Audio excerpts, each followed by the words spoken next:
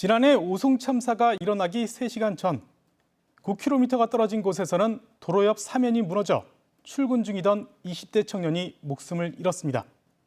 경찰이 9개월 만에 시설물을 제대로 관리하지 않은 혐의로 공무원 6명을 검찰로 넘겼지만 이후에는 깜깜무소식입니다.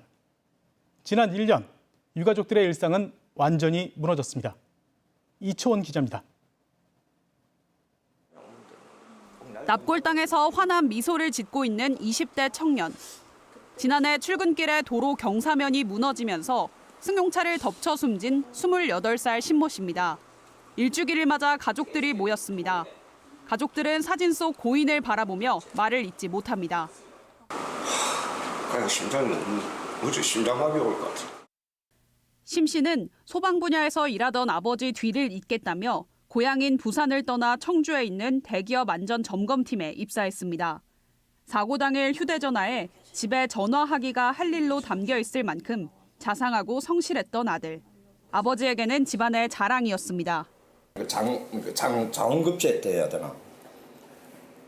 그냥 항상 뿌듯하고 매일 보면은 또 매번 오면 이제 내한테 티라도 하나 뭐 사줄 것 같고 뭐라도 자꾸 사주고 싶어 하고.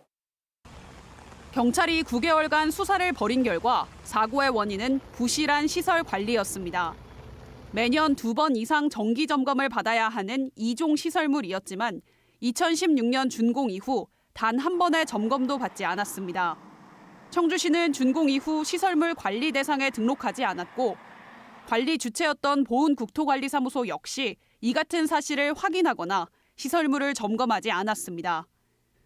경찰은 지난 4월 청주시 공무원 3명과 보은국토관리사무소 직원 3명을 기소 의견으로 검찰에 송치했습니다.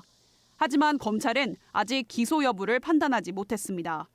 검찰 관계자는 쟁점이 많아 경찰 수사도 9개월이나 걸렸다면서 최선을 다해 수사하는 중이라고 밝혔습니다. 유족들은 지난 1년 사고의 원인이 무엇인지 아무런 설명도 듣지 못했고 아들의 억울한 죽음에 누구도 사과하지 않았다고 분통을 터뜨렸습니다. 저 원인 규명과 사과 받고 싶습니다. 좀 끝내고 싶어요. 그만하고 싶어요, 진짜요. 가족들의 일상은 완전히 무너졌습니다. 아들의 죽음 이후 아버지는 삶의 목표를 잃었고 출근도 하지 않고 있습니다. 어쩔 땐 밤에도 진짜 심장이 막 갑자기 탁 하면 막 심장이 딱 멎어버릴 것 같아. 차라리 멎어버리시면 잘 어찌 보면 편할 줄은 모르는데 그러면 막 계속 아파요, 가슴이. 아들이 세상을 떠난 지 1년. 어머니는 오늘도 진상규명과 책임자 처벌을 아들 앞에서 약속했습니다. 엄마의 자르고 오늘 그날까지 내가 열심히 살고 있을게. 고마워. 엄마 또 올게. MBC 뉴스 이초원입니다.